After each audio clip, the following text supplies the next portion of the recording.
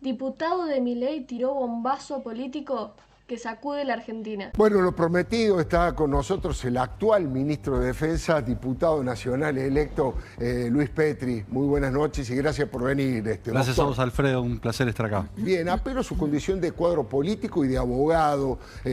Bueno, ¿cuál es el valor que usted le da, insisto, desde la justicia y desde la política, a esto que faltan 35 horas, que es el juicio por los cuadros de las coimas K, Petri? Es uno de los quizás juicios más esperados por los argentinos, porque la justicia llegó al final algún día a este debate oral que va a ser imprescindible. Vos hablabas, más de 86 imputados que van a estar sentados en el banquillo de los acusados en lo que fue corrupción a cielo abierto, y se escribió con puño y letra, donde se dejaron no solamente las huellas y los rastros de la corrupción, de este saqueo fenomenal que vivió la República Argentina, sino que no solamente se pesó el dinero, como en la Rosadita, sino que la prueba es incontable. Entonces, la verdad que felicitar a los denunciantes, a los valientes denunciantes, y no solamente a los denunciantes, a Diego Cabot, a los periodistas que hicieron un trabajo impecable, a la justicia, a los fiscales. La verdad que lo veíamos con Luciani en la causa Vialidad, y lo vemos ahora con el fiscal Stornelli y con la justicia que actúa en uno de los casos que no pueden quedar impunes y que reclaman una resolución por parte de la justicia.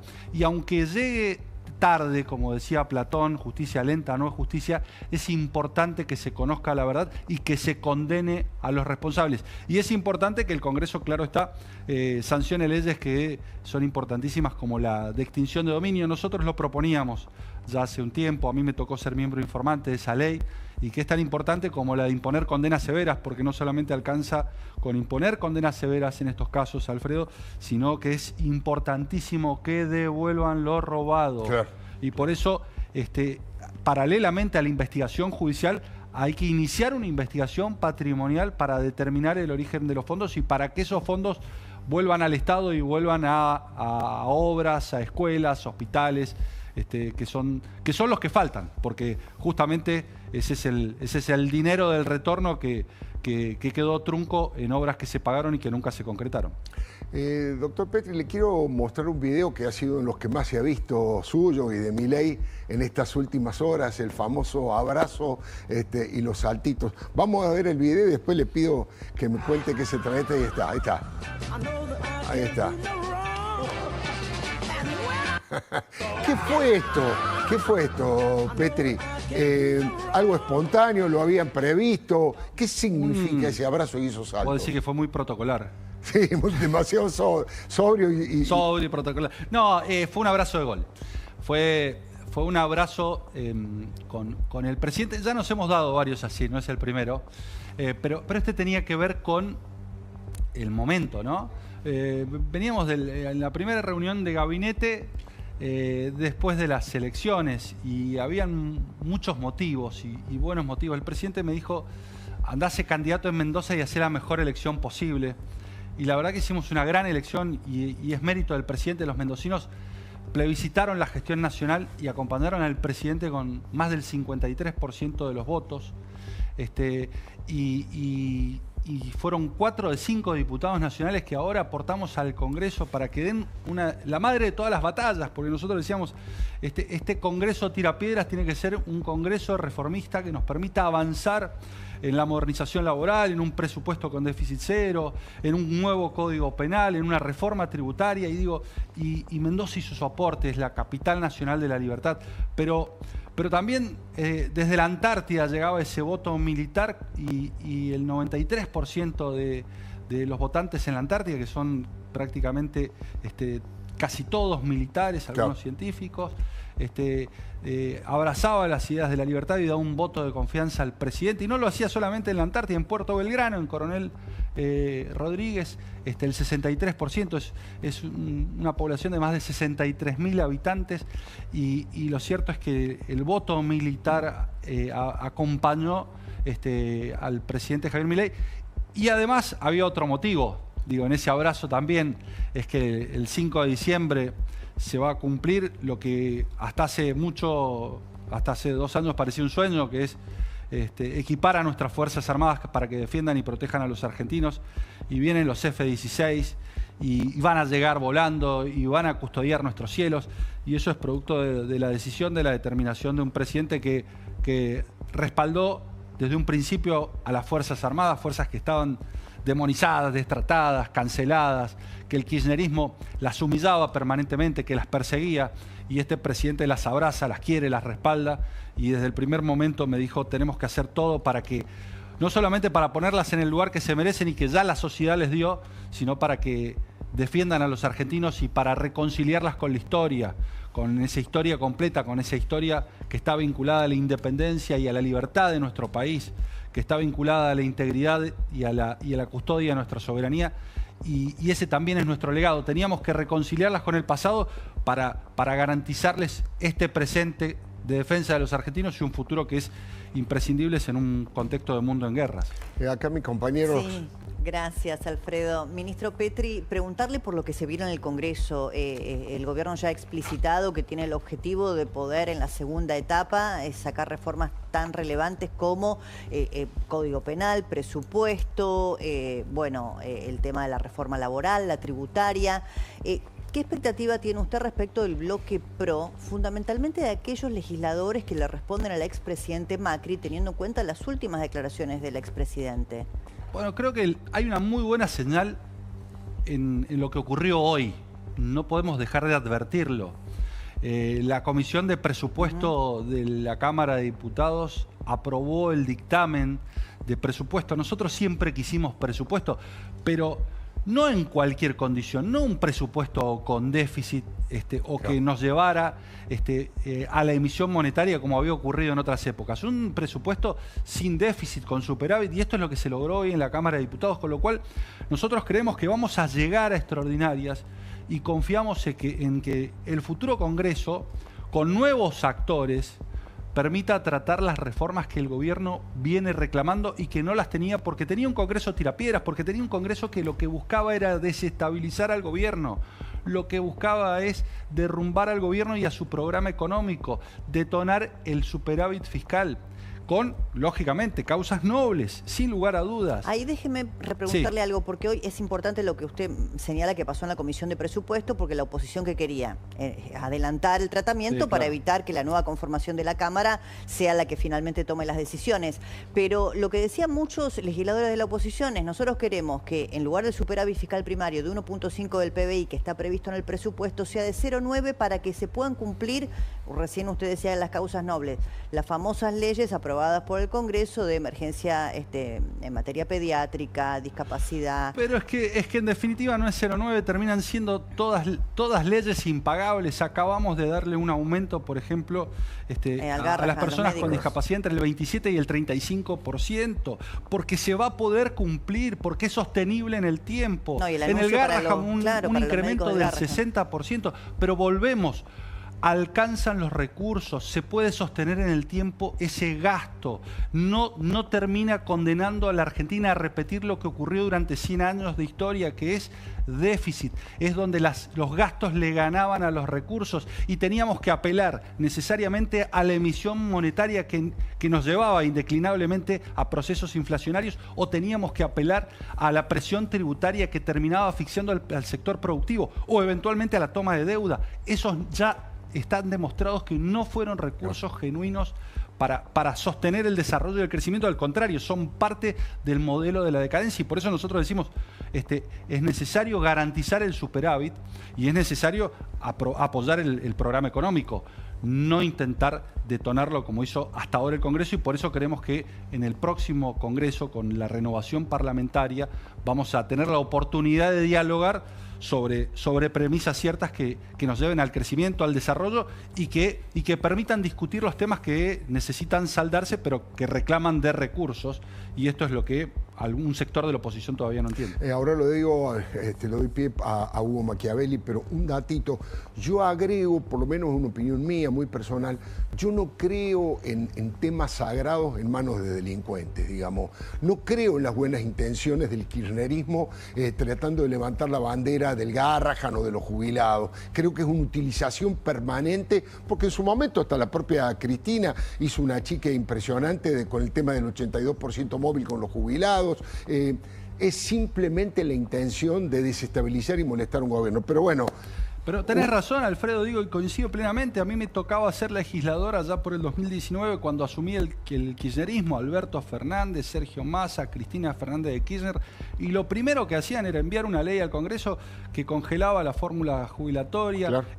Y ahí no se rasgaban las vestiduras por los jubilados, no les importó, directamente mandaron la ley, pasaron la votadora y suspendieron la movilidad jubilatoria, que por otro lado, en el 2017 arrojaron y tiraron 14 toneladas de piedra. Digo, claro. con la misma liviandad que tiraban 14 toneladas de piedra en el 2017, en el 2019 suspendían esa fórmula jubilatoria. Impresionante, Machiavelli.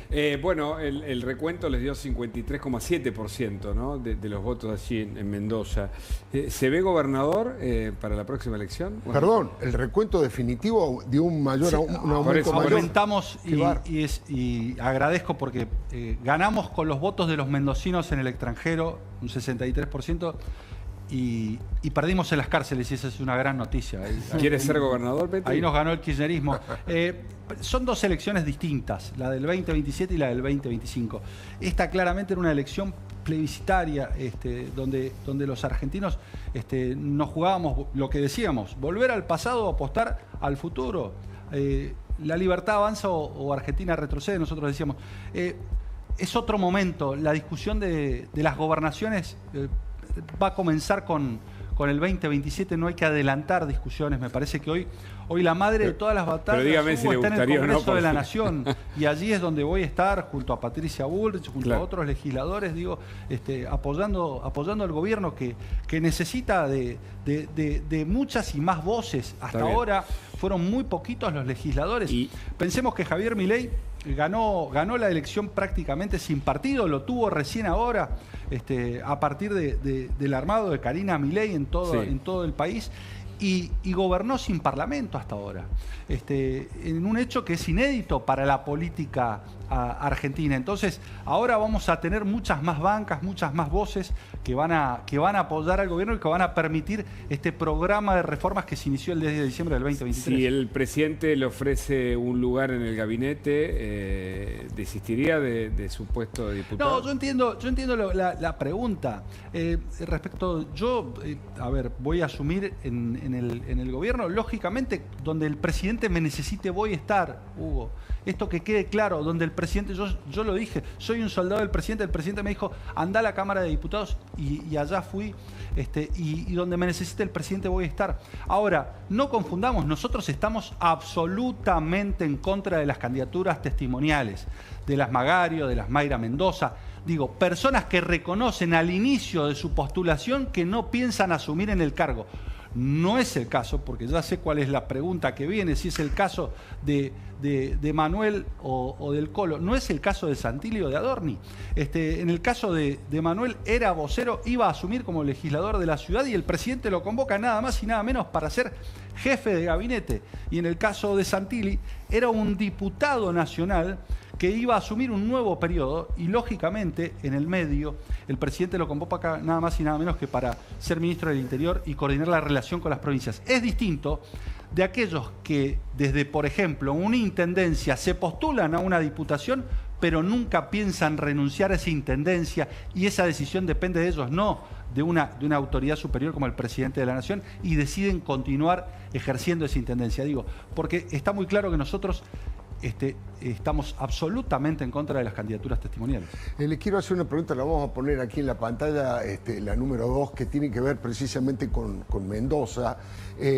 Ahora teóricamente debería aparecer la pregunta. Acá está. ¿Cuál fue el motivo de una victoria tan contundente en Mendoza? No, claro. Perdón, falta. Usted elogió a Karina Milei. Pregunto, ¿el gobernador Correjo no tuvo nada que ver?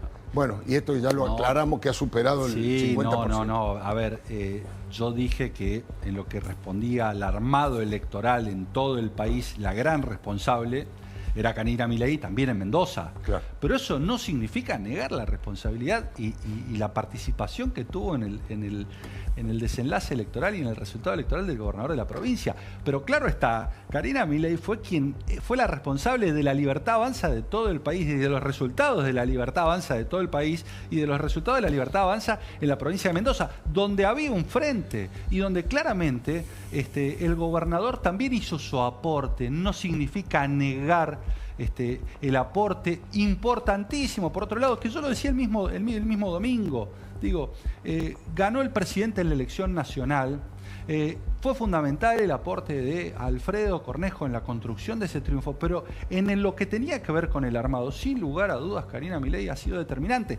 A ver, porque recordemos, cuando terminaba la elección de PBA, todos cargaban respecto de la responsabilidad que había tenido en el armado Karina Milei de Provincia de Buenos Aires. Ahora, son pocos los que reconocen el acierto el día después de la elección, el 27 de octubre. Digo, hubo un contundente apoyo en todo el país a la gestión, al gobierno, al presidente Milei, y claramente hubo argentinos que entendían que el gobierno necesitaba ser respaldado, que no podíamos volver atrás, pero también hubo un armado político que posibilitó que los argentinos confiaran en este gobierno, y por eso mi reivindicación, que no supone absolutamente negar la participación que tuvo el gobernador de la provincia, que por otro lado iban urnas desdobladas, urnas distintas, donde se votaba a legisladores provinciales, y diputados y senadores, y por otro lado diputados nacionales, y en donde claramente en un caso se plebiscitó la gestión local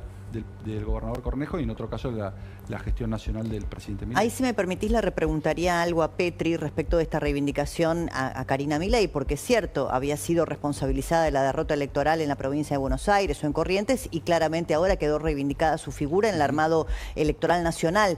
Si cree que eso influyó para que finalmente Santiago Caputo no se incorpore al gabinete, o si cree que todavía existe posibilidad de que eso suceda. No lo creo, me parece que hubo mucha especulación previa a la elección respecto de la danza de nombres, especulación válida, por cierto, digo, pero de tono más periodístico respecto de la danza de nombres y los pronósticos para el día después de la elección.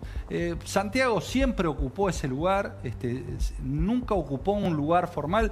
¿Existe la posibilidad de que se ingrese al gobierno? Sí. ¿De qué va a depender? Va a depender del presidente de la Nación, como dependen todas y cada una de las definiciones. El presidente es el que arma el equipo, el que para a los ministros en la cancha. La última decisión la tiene él, y en definitiva creo que no ha cambiado el esquema de poder en la República Argentina. Sí, probablemente han cambiado algunos interlocutores que son necesarios para esta nueva etapa, donde se abre otras posibilidades de diálogo con las provincias y otra posibilidad de discusión y debate en el Congreso.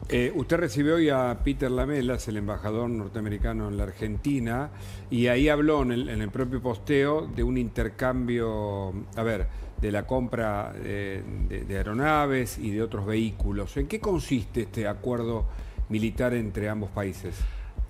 Nosotros estamos cooperando con Estados Unidos y fortaleciendo nuestra alianza con Estados Unidos desde el 10 de diciembre. Pensemos que la compra de los F-16 involucró a Dinamarca, pero en lo que tiene que ver con el sistema de armas fue definitorio los Estados Unidos. Lo mismo ocurre con los Strikers, que es una de las necesidades que tiene el ejército y que tenemos todos los argentinos para custodiar y controlar y defender nuestras fronteras. ¿Son esos? ¿Vehículos todoterreno? ¿Cómo son vehículos 8x8 todoterreno, claro está, que es la prioridad número 1 del ejército. Y allí también estuvo Estados Unidos otorgándonos facilidades, posibilidades y financiamiento, claro está. Y estamos buscando fortalecer esta alianza y transformarnos en los socios más importantes en estas latitudes. Y por eso mi visita al Pentágono, después de más de 20 años que un ministro de Defensa no se reunía con, en este caso, el nuevo secretario de Guerra, Pete Hetzel, y a partir de allí la cooperación, las ejercitaciones combinadas, ¿Cómo son esos ejercicios, ministro, si es tan amable? Bueno, por ejemplo, el ejercicio UNITAS, donde la Argentina lo había discontinuado con el kirchnerismo, pero lo había realizado en la gestión de Macri. Es el ejercicio naval más importante que se organiza y que tiene como protagonista Estados Unidos. ¿Hay tropas norteamericanas en la Argentina? Sí, claro. Han venido, creo que son 50 miembros de la Armada norteamericana a los Estados Unidos, pero son ejercitaciones normales, que mejoran las capacidades y las posibilidades de nuestra fuerza, porque estamos ejercitando con la principal potencia mundial en materia armamentística. No, y ve a la Argentina como un aliado confiable, ¿no? Además, el operativo UNITAS viene del año 70, por supuesto. Le quiero hacer una pregunta sobre Mauricio Macri, que es la número 3, respecto de cuál es la actitud. Mauricio Macri confirmó que salió desilusionado. Hoy lo volvió a decir en un encuentro, utilizó esa misma palabra. ¿Cómo está su relación con Macri? ¿Qué cree que Macri está pensando del actual gobierno? ¿Por qué criticó la designación de Manuel Adorni? Bueno, él confirmó que salió desilusionado, pero yo creo que ya se va a ilusionar, porque pues, todos los que conocemos al presidente Macri sabemos que quiere lo mejor para la Argentina. Nosotros es lo que estamos buscando enfáticamente desde el 10 de diciembre. Está el Colo Santilli, digo, naturalmente compartimos electorado. Esto es lo que yo decía, esto que digo acá lo decía en Mendoza. En Mendoza existe el Frente Cambia Mendoza, que es una suerte de homónimo de Cambiemos o de Juntos por el Cambio, y en definitiva tenemos electorados que son complementarios y son coincidentes, entonces tenemos que trabajar tenemos los mismos valores, los mismos ideales, tenemos que trabajar todos por sacar a la Argentina adelante, y creo que el presidente Macri se va a volver a ilusionar, y creo que estos resultados de medio término entusiasman porque suponen un fuerte respaldo, un espaldarazo, la legitimidad de una gestión en medio término con un contundente resultado electoral. Estaba pensando que, usted, esa es la pregunta, la número 5.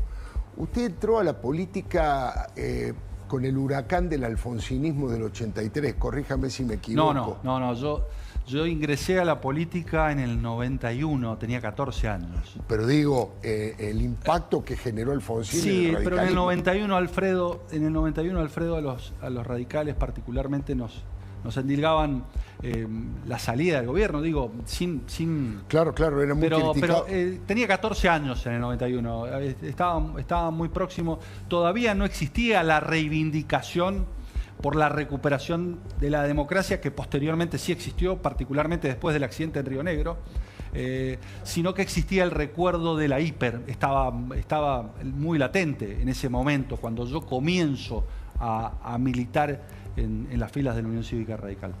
Estaba pensando, ¿qué le parece que sucedió con el radicalismo en esta crisis que entró? Creo que ha perdido el rumbo, Alfredo, yo lo vengo diciendo. Nosotros, en lugar de representar a los sectores medios, la conducción nacional del radicalismo decidió ir a competir contra la izquierda, con el votante de la izquierda, y esto me parece que le ha hecho mucho daño. A Martín Lustó se refiere. Pero por supuesto, y por eso yo decía, el radicalismo tiene que, un sector del radicalismo, particularmente aquel que reivindica los postulados de Alem, de Alvear, el ideario libertario de libertad que el radicalismo esgrimió desde sus mismos orígenes, con la Revolución del Parque, me parece que puede tener un lugar en un espacio, en un frente con la Libertad Avanza, como lo tiene el PRO, por ejemplo. La última pregunta, y le agradezco muchísimo que se haya prestado esta verdadera conferencia de prensa que armamos aquí precariamente. ¿Sabe algo como ministro de Defensa de los fusiles FAL que encontraron en manos del Comando Vermelho? No tengo la información confirmada, pero he escuchado versiones muy fuertes de que justo coincidieron cuando era ministro de Defensa Agustín Rossi, que tiene mucho que ver con Rosario y con los narcos rosarinos. Insisto, no quiero pegar una cosa a la otra, pero ¿qué información tiene usted? Porque es algo concreto. Sí, claro. Hugo trabajó mucho en ese tema por investigando. Supuesto, y varias investigaciones dan cuenta de el robo que existió en los arsenales de San Lorenzo, particularmente en el 2011, y que estarían vinculados estos fusiles, estos aparentes fusiles que se han encontrado con ese robo de arsenales.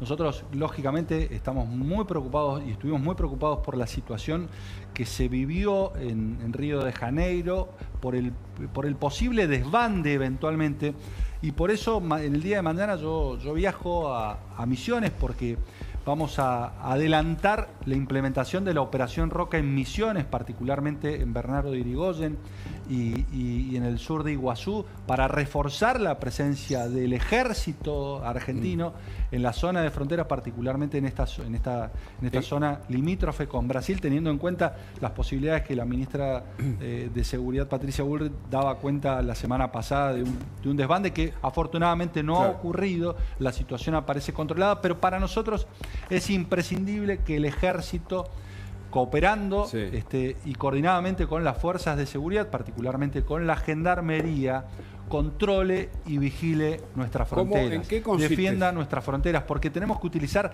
todos los recursos del Estado, y particularmente Fuerzas Armadas y Fuerzas de Seguridad. No podemos tener a las Fuerzas Armadas adiestrando para una hipótesis que no se va a verificar, que es la de agresión externa de otro Estado. Ejemplo, la tenemos que tener controlando y vigilando nuestro mar, nuestros aires y nuestra frontera. ¿En qué consisten las operaciones? ¿Cómo se limitan o se articulan esas operaciones en el campo del ejército, ministro? Bueno, nosotros ya estamos en Salta, vamos a estar en La Quiaca, y en toda la zona de frontera se van a desplegar más de 1.300 hombres en los próximos 6 meses, que van a complementar justamente las tareas de gendarmería y del resto de las fuerzas de seguridad.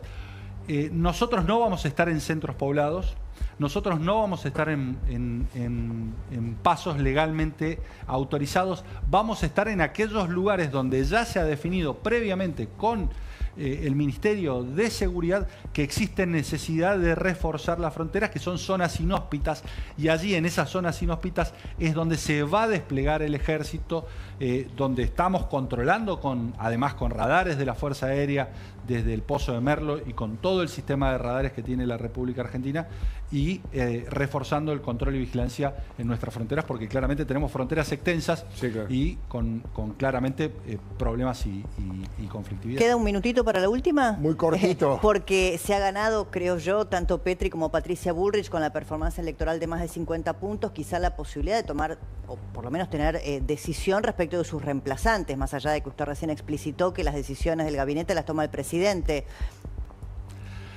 Mira, el presidente fue muy claro.